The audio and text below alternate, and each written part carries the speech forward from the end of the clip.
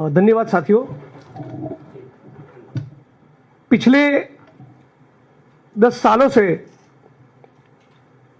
कमजोर लोगों के ऊपर आरएसएस के लोगों ने जिस प्रकार से उत्पात मचाया है, जिस प्रकार की मोदी अमित शाह भाजपा की राजनीति हम लोगों ने देखी है, जितने भी इस मुल्क में संविधान में मानने वाले लोग हैं, प्रगतिशील विचारधारा से सरोकार रखने वाले लोग हैं, विशेष तौर पे दलित, आदिवासी, ओबीसी समुदाय से आने वाले लोग हैं, उनको इस बात को लेकर कोई कंफ्यूजन नहीं कि मोदी, अमित शाह, आरएसएस और भाजपा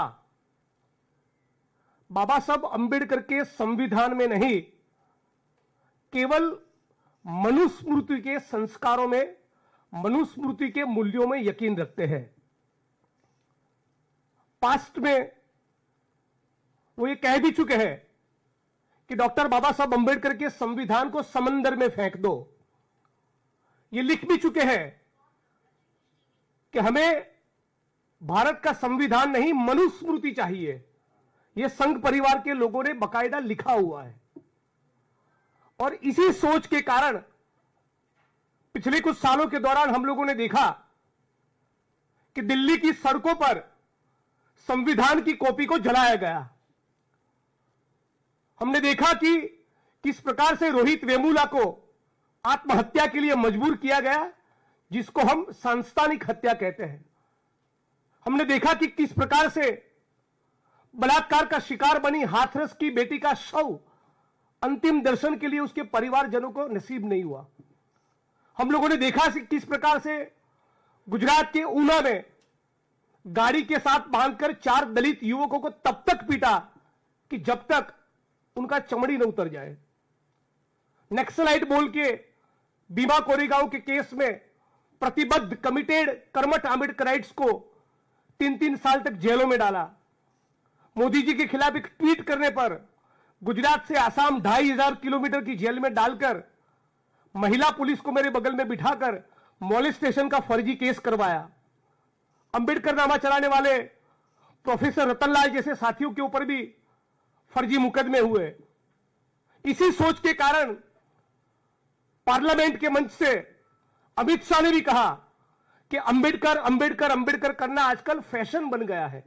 मानो एक बहुत ही डीप रूटेड कोई घृणा हो, नफरत हो, उस प्रकार के भाव और टोन के साथ अमित शाह ने बाबा साहब अंबेडकर के लिए इस प्रकार के शब्दों का प्रयोग किया था।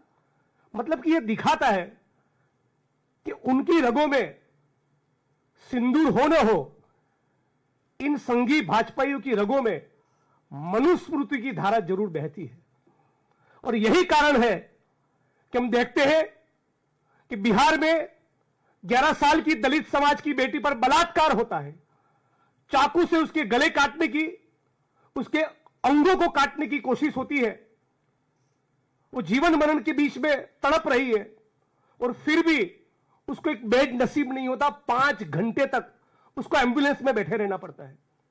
उसी प्रकार गुजरात के अमरेली जिले में 10 दिन पहले की घटना है। 19 साल के दलित समाज के नीलेश राठौड़ को दौड़ा दौड़ा कर सड़क पे भर चौराहे जातिवादी लोग हाथ में कुल्हाड़ी, डंडे, पाइप, स्टिक्स लेकर दिन दहाड़े उसकी हत्या कर देते हैं। इसी गुजरात के पाटन जिले में उसी हफ्ते में 60-65 साल के दलित समाज के इस बुजुर्ग को इस प्रकार से जिंदा जला दिया जाता है। ये उसकी तस्वीर है। और इन तमाम घटनाओं को लेकर आज आपके बीच में दिल्ली इसलिए आया हूं कि 7-8 साल पहले जब ऊना की घटना हुई, तब मोदी जी ने कहा था कि मारना है तो मुझे मारो। बड़े नाटकीय अंदाज में कहा था कि मारना है तो मुझे मारो, मेरे दलित भाइयों को मत मारो। आज 8 साल हो गए, भारत के एक एक कोने में, चाहे वो बिहार हो, राजस्थान हो, यूपी हो, मध्य प्रदेश हो या गुजरात हो, जहां से वो आते हैं, एक एक कोने पे दलित बहनों के ऊपर, माताओं के ऊपर बलात्कार चालू है, हत्याएं चालू है, उत्पीड़न चालू है, नाली में उतरकर सफाई कर्मियों का गटर में मरना चालू है, छुआछूत जिंदा है, मैन्युअल स्केवेंजिंग जिंदा है। तो मोदी जी से सवाल पूछना चाहते कि आपने तो कहा था कि मारना है तो मुझे मारो, मेरे दलित भाइयों पर मत मारो। तो बिहार में, राजस्थान में, यूपी में, पूरे मुल्क में, गुजरात में ये एट्रोसिटीज की जाति के नाम पर, आदिवासियों पर, दलितों के ऊपर जो हिंसा हो रही है, डीएनटीज और मुसलमान पर जो हिंसा हो रही है, वो हिंसा रुकने का नाम क्यों नहीं ले रही। मैं देखा है, लंबे अरसे से सार्वजनिक जीवन में हूं। मोदी जी जब गुजरात के सीएम थे तब, उनके बाद आनंदीबेन पटेल गुजरात की सीएम बनी, विजय रूपाणी साहब गुजरात के सीएम बने, अभी भूपेंद्र पटेल गुजरात के सीएम है। एक भी गुजरात के मुख्यमंत्री को, गुजरात के गृह मंत्री को किसी भी उत्पीड़न के मामले में, जिनके घर किसी बेटी के ऊपर बलात्कार हुआ है, जिनके परिवार के किसी सदस्य का जाति के कारण जातिवादी हिंसा में मर्डर कर गया, हत्या हो गई, ऐसे एक भी परिवार का विजिट पिछले 25 सालों में ऊना को छोड़कर गुजरात के एक भी होम मिनिस्टर ने, एक भी मुख्यमंत्री ने पिछले 25 साल में कभी नहीं किया। यहां तक कि वो संवेदना का ट्वीट करने को तैयार नहीं, न पीड़ित के आंसू पोंछने को तैयार है, न उनको वो आश्वस्त करना चाहते, गारंटी देना चाहते कि आपको न्याय मिलेगा। हद तो यह है कि इन सालों के दौरान, जब मैं जर्नलिज्म में था 2004-5, तब से लेकर अब तक 20 साल में किसी भी गुजरात के डीजी को, होम सेक्रेटरी को, सोशल जस्टिस वेलफेयर डिपार्टमेंट के सेक्रेटरी को, सोशल जस्टिस वेलफेयर डिपार्टमेंट के मंत्री को, चीफ सेक्रेटरी को, सीएम को, किसी भी नेता को, बड़े अफसरों को अत्याचार, एट्रोसिटीज का शिकार आदिवासी और दलितों के आंसू पोंछते हुए मैंने तो 20 साल में नहीं देखा। मतलब कि एक प्रकार से गुजरात में विशेष तौर पे भाजपा सरकार का ऐसा रवैया है कि you die we don't care, आप मरते रहो, आपके ऊपर बलात्कार होते रहे, आपके घर तोड़े जाए, आपकी जमीनों को एंक्रोच किया जाए, आप नाली में सड़कर मरते रहो, आपके खून होते रहे, आपको जिंदा जलाया जाए, हमारे पेट का पानी नहीं हिलता। इस प्रकार का गुजरात की भाजपा सरकार का एटीट्यूड है। रेट ऑफ कन्विक्शन, राष्ट्रीय स्तर के आंकड़े देखे, एट्रोसिटीज के मामले में रेट ऑफ कन्विक्शन 30 से 35% है। लेकिन गुजरात, जिसको मॉडल स्टेट बनाया, मॉडल स्टेट बताया गया, उस मॉडल स्टेट में रेट ऑफ कन्विक्शन एट्रोसिटीज के मामले में केवल 3 से 5% है। यानी दलितों के ऊपर बलात्कार करने वाले, सेक्सुअली अब्यूज करने वाले दलित बहनों को, आदिवासी बहनों को, दलितों के साथ हिंसा करने वाले, मर्डर करने वाले 100 में से 95% लोग छूट जाते हैं, जेल की सलाखों के पीछे नहीं जाते, उनका बाल भी बांका नहीं होता। इतना लो रेट ऑफ कन्विक्शन होने के बावजूद गुजरात में जो एट्रोसिटीज एक्ट में लिखा है उसके मुताबिक ज्यादातर स्पेशली डेजिग्नेटेड कोर्ट ही नहीं है। ऊना से लेकर अब तक लगातार इस मुद्दे को उठा रहे, बार बार चिल्ला रहे, हाउस के फ्लोर पे बोलते हैं, न्यूज चैनल्स की डिबेट्स में बोलते हैं, सड़क पे, रैलियों में, धरनों में, आंदोलनों में ज्ञापन देने जाते हैं, हर मंच पर इस बात को उठाया है। फिर भी गुजरात की भाजपा सरकार मानो तय कर कर बैठी है कि दलितों को न्याय नहीं ही देना। और इसी कारण आज इन मुद्दों को उठाने के लिए आज मैं दिल्ली आपके बीच में आया हूं। मैं चाहता हूं कि माननीय प्रधानमंत्री इंटरवीन करे, वो गुजरात की सरकार को सवाल पूछे। हद तो यह है कि दलितों को प्रोटेक्ट करना, उनको आश्वस्त करना कि आपको न्याय मिलेगा, उसके बजाय कुछ साल पहले गुजरात के सुरेंद्रनगर जिले के थानगढ़ तहसील में 24, 21 और 19 साल के दलित लड़कों को जो एट्रोसिटी की कंप्लेंट दर्ज करवाने जा रहे, मानो कि वो टेररिस्ट हो, उस प्रकार से उनकी छाती पर AK-47 राइफल से गोलियां दागी 19 साल के दलित लड़के के ऊपर। केवल उसका उतना ही कसूर था कि वो उस टीम का, उस टोले का, उस रैली का वो हिस्सा था जो मुकदमा दर्ज करने के लिए पुलिस थाने जा रहे थे। 19 साल के लड़के को, 21 साल के लड़के को, 24 साल के लड़के को। एट्रोसिटीज एक्ट का पर्पस क्या है? It is prevention of atrocities on schedule caste, schedule tribe act. यानी कि घटना बनने के बाद हरकत में नहीं आना। दलितों के ऊपर, आदिवासियों के ऊपर स्वतंत्र भारत में, जहां पर संविधान लागू हो, उस मुल्क में कोई भी व्यक्ति हिंसा करने की, डिस्क्रिमिनेशन करने की हिम्मत ना करे, इसको सुनिश्चित करने के लिए कानून है। लेकिन कम से कम 6 ऐसी वारदातें तो मुझे पता है जिसमें शेड्यूल ट्राइब, शेड्यूल कास्ट के लोगों ने तहसीलदार को, एसडीएम को, कलेक्टर को, एसपी को, लोकल पुलिस स्टेशन को लिखित में दिया था कि प्लीज हमको पुलिस प्रोटेक्शन दीजिए वरना हमारा मर्डर होगा, और फिर भी 6 घटनाओं में उनके मर्डर हो गए।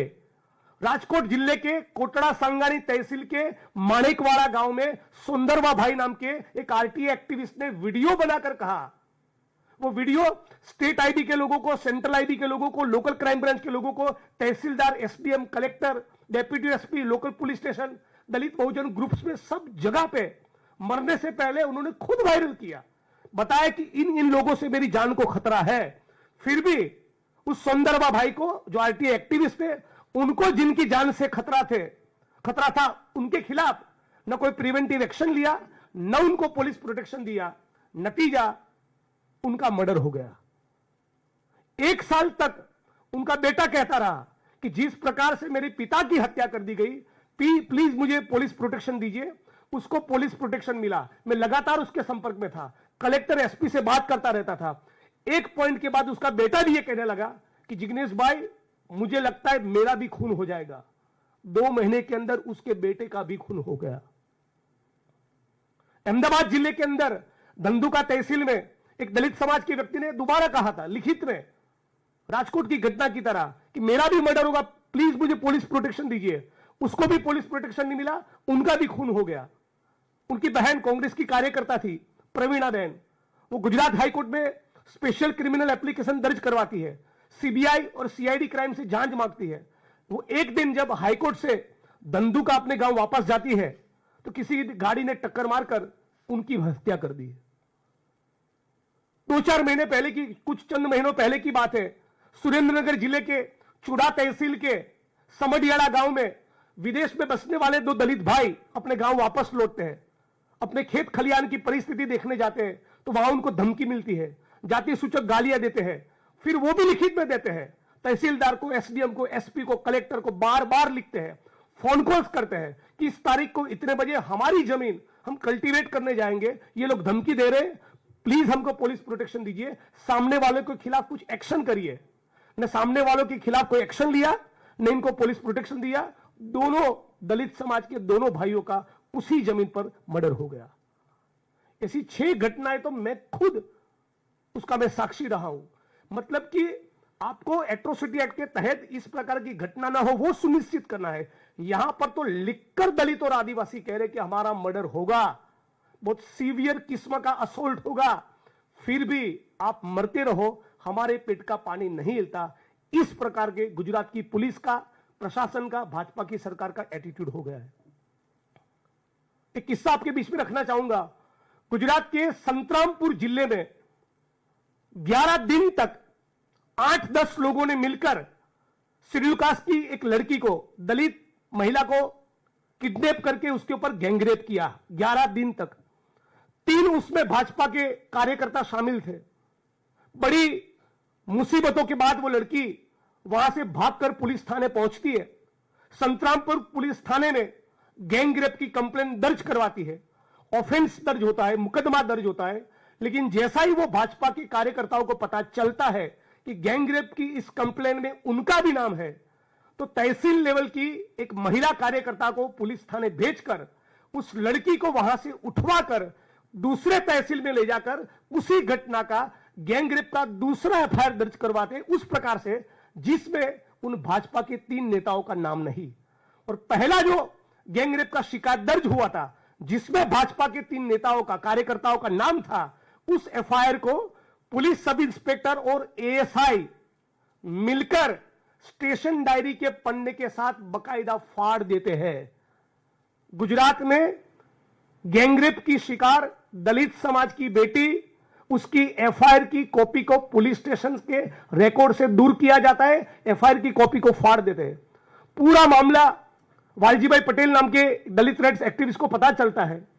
एट द एज ऑफ 80 उस मामले को उठाते हैं। एसपी उसमें इन्वेस्टिगेशन करता है। आपको जानकर हैरानी होगी कि गैंगरेप की एफआईआर फाड़ देना कितना संगीन मामला है। तो एफआईआर फाड़ने वाले असिस्टेंट सब इंस्पेक्टर और पुलिस सब इंस्पेक्टर के खिलाफ एसपी साहब क्या करते हैं, मुकदमा दर्ज करने के बजाय 2 इंक्रीमेंट रोककर केवल 3000 का दंड करके छोड़ देते हैं। मतलब कि दलित समाज की बेटी यदि बलात्कार का, सामूहिक बलात्कार का शिकार हुई और यदि इस मामले में दर्ज एफआईआर को फाड़ दिया, रिकॉर्ड से डिस्ट्रॉय कर दिया, तो उसकी गुजरात में क्या सजा है? केवल 3,000 रुपए का दंड।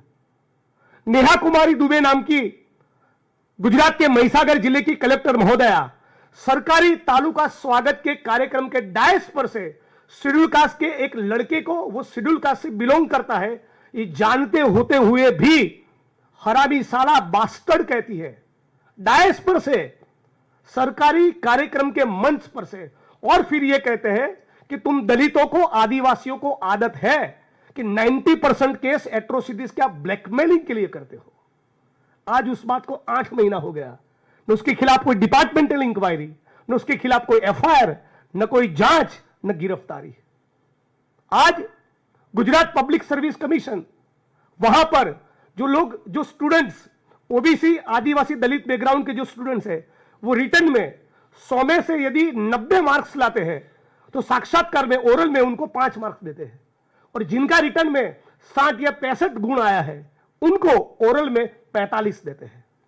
तो गुजरात पब्लिक सर्विस कमीशन भी जातिवाद का अड्डा बन चुका है, और वहां पर इंटेंशनली, जानबूझकर, सोची समझी साजिश के तहत आदिवासी, ओबीसी, दलित समाज के एकलव्यों का अंगूठा काटा जा रहा है। मैं उम्मीद करता हूं आज आपके सामने जो बातें रखी, देश के प्रधानमंत्री गुजरात से है, देश के गृह मंत्री अमित शाह गुजरात से है, वैसे तो उनकी रगों में मनुस्मृति की धारा बहती है, तो बहुत ज्यादा उम्मीद नहीं है, लेकिन फिर भी उनको कहना चाहूंगा कि कृपया गुजरात की सरकार से संवाद करें, आंबेडकराइट मूवमेंट के लोगों के साथ बैठे, हम जैसे जनप्रतिनिधि जो कांग्रेस से चुनकर आए उनके साथ बैठे, और जितने भी मामलों में इस प्रकार से पुलिस प्रशासन की लापरवाही रही है, उन अफसरों के खिलाफ कार्रवाई हो। गुजरात की भाजपा सरकार को बोला जाए कि दलितों के उत्पीड़न के मामले में मुंह खोले। आखिरी में यह कहना चाहूंगा कि मुख्यमंत्री गुजरात के अपने आप को मृदु कहते हैं, सॉफ्ट स्पोकन कहते हैं, दलितों के साथ उनको बैठना तो नहीं है, लेकिन राजकोट जिले के गोंडल तहसील में दलित समाज के 22 साल के युवक को नग्न करके, उसका वीडियो बनाकर किडनैप करके उसको पीटा, तो जो पीड़ित है उसके घर अपनी संवेदना व्यक्त करने के लिए मुख्यमंत्री नहीं गए, लेकिन जो अक्यूज है, जिसने दलित समाज के व्यक्ति को किडनैप करके, नग्न करके घुमाया, उसका वीडियो बनाया, उसके वहां एक फंक्शन में सेलिब्रेशन के लिए गुजरात के मुख्यमंत्री जाते हैं। तो यह है उनके सबके साथ सबके विकास की सच्चाई। आने वाले दिनों में अगस्त सितंबर में इन सारे एट्रोसिटीज के मामलों को लेकर जीपीएससी में जिस प्रकार से आदिवासी, ओबीसी, दलित स्टूडेंट्स के एकलव्यों का जो अंगूठा काटने का पूरा जो ये षड्यंत्र चल रहा है, उनके खिलाफ एक बहुत बड़ा मोर्चा गुजरात में हम लोग प्लान कर रहे हैं। तो ये बात आपके बीच में रखनी थी।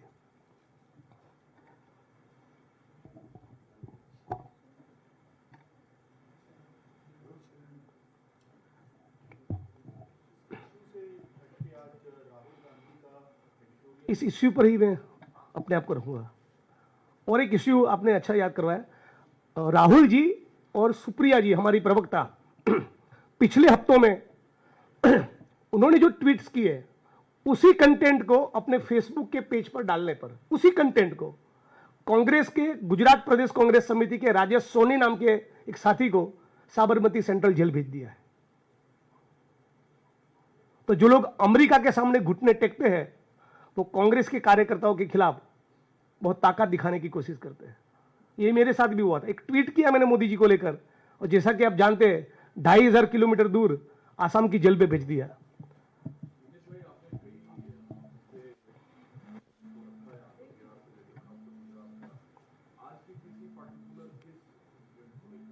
ये सारे मामलों को लेकर है। ये ओवरऑल गुजरात की भाजपा सरकार का, भारत सरकार का जो एंटी दलित, एंटी आदिवासी, एंटी ओबीसी रवैया है, और विशेष तौर पे उत्पीड़न के मामले जो बढ़ते जा रहे हैं, इन मुद्दों को लेकर है। कभी तो मोदी जी को स्टैंड लेना चाहिए, कभी तो प्रधानमंत्री को इंटरवीन करना चाहिए, कभी तो गुजरात के मुख्यमंत्री बोले, कभी तो गुजरात के गृह मंत्री बोले। क्यों छुआछूत खत्म नहीं हो रही है? क्यों माथे सर पे मैला ढोने की प्रथा खत्म नहीं हो रही? क्यों एट्रोसिटीज के मामले में, एक भी मामले में, मोस्ट ऑफ द केसेस में न्याय नहीं मिल रहा है? जब शेड्यूल कास्ट के लोग लिखकर कह रहे कि हमारा मर्डर होगा, तब तो प्रोटेक्शन दो। एक कांस्टेबल आपको भेजना है, जो धमकी दे रहा है उसके खिलाफ प्रिवेंटिव एक्शन लेना है, उसको 2-4 घंटे पुलिस थाने बिठाना है। इतना करने से किसी की जान बच जाती। 6 लोगों की हत्या हो गई है। हजारों एकड़ दलितों की जमीन गुंडों के कब्जों में है। कभी दोबारा उसके ऊपर मैं गहराई से बात करना चाहूंगा।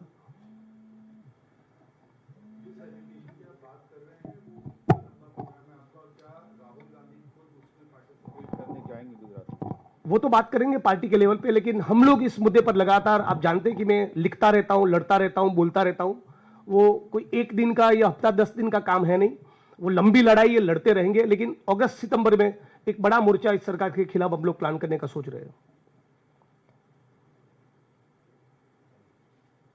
एटलीस्ट जिन केसेस में लिखकर बोला था दलितों में कि हमारी हत्या होगी और फिर भी प्रोटेक्शन नहीं मिला, तो उसके लिए जो अफसर रिस्पॉन्सिबल है उनके खिलाफ भी कुछ कार्रवाई होनी चाहिए। वो भी कुछ नहीं हो रहा है। कलेक्टर वगैरह डायस पर से दलितों को गाली दे रहे हैं, सरकारी कार्यक्रम के मंच पर से, उसका सरकार कोग्निजेंस नहीं ले रही है। बहुत सीरियस केस है। गुजरात को मॉडल बनाने की बात चल रही थी, राहुल गांधी वहां गए थे, अधिवेशन हुआ था, जिला अध्यक्षों को एम्पावर करने की बात कही गई थी। उसका ये कहा गया था कि पिछले महीने तक तय हो जाएगा कि क्या लिस्ट होगी क्या नहीं। उसमें देरी हो रही है, उसकी वजह आपको क्या लगती है? अच्छे चयन में कभी कभी देरी होती है, प्रोसेस चल रहा है, बहुत संजीदा तरीके से चल रहा है, अच्छा नतीजा आएगा।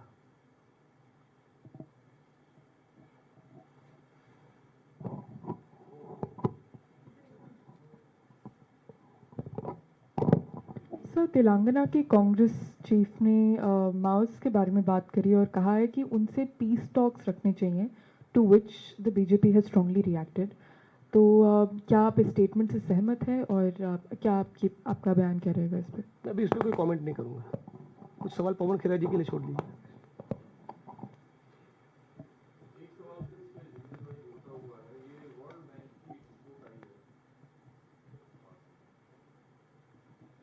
एक रिपोर्ट आई है वर्ल्ड बैंक की, उसमें ये कहा गया है कि पिछले 11 साल में जो गरीब लोग थे वो ज़्यादा समृद्ध हुए हैं और जो प्रतिशत तकरीबन 22-23% था वो घट के महज 5% रह गया। आपको लगता है कि भारत में गरीब? मैं इस रिपोर्ट से कन्विंस नहीं हूँ। 100 में से 40-45 बच्चे आज भी कुपोषित हैं। 100 में से 50-55 बहनें आज भी एनीमिक है। हजारों लाख स्टूडेंट्स, बेरोजगार युवा, किसान सुसाइड कर रहे हैं। समृद्धि हुई, करोड़ों लोग राशन पर, सरकारी राशन पर निर्भर है। एक किसान की, केवल किसानी की आज आय 27 रुपये है एक दिन की। किसान परिवार की इनकम 10,200 रुपये है।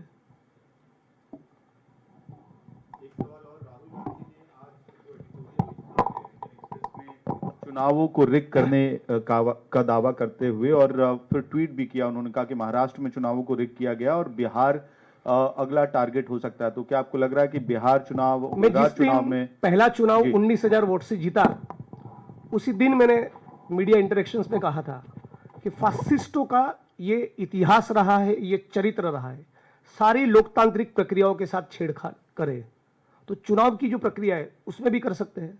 और इसीलिए तब भी मेरा स्टैंड था कि यदि मुझे बैलेट और ईवीएम में चूज करना है, मेरी व्यक्तिगत राय थी, तो मैं तो बैलेट पसंद करूंगा। ईवीएम के खिलाफ बहुत स्केल पे खड़गे साहब ने भी पिछले दिनों अपने अप्रीहेंशंस दिखाए थे। और गुजरात में मैंने चुनाव में देखा है, कांग्रेस के जो विधायक चुनाव लड़ते तो उनके खिलाफ पूरी ED, CBI, income tax, police के अफसर, रेवेन्यू ऑफिसर्स, रियल एस्टेट के माफिया, फर्जीवाड़ा करना, गलत लोगों की वोटिंग लिस्ट में एंट्री करना, कुछ वोटर्स डिलीट करना, ये सब पूरे कर्नाटका में भी हुआ है, राजस्थान में भी हुआ है, महाराष्ट्र में भी हुआ है।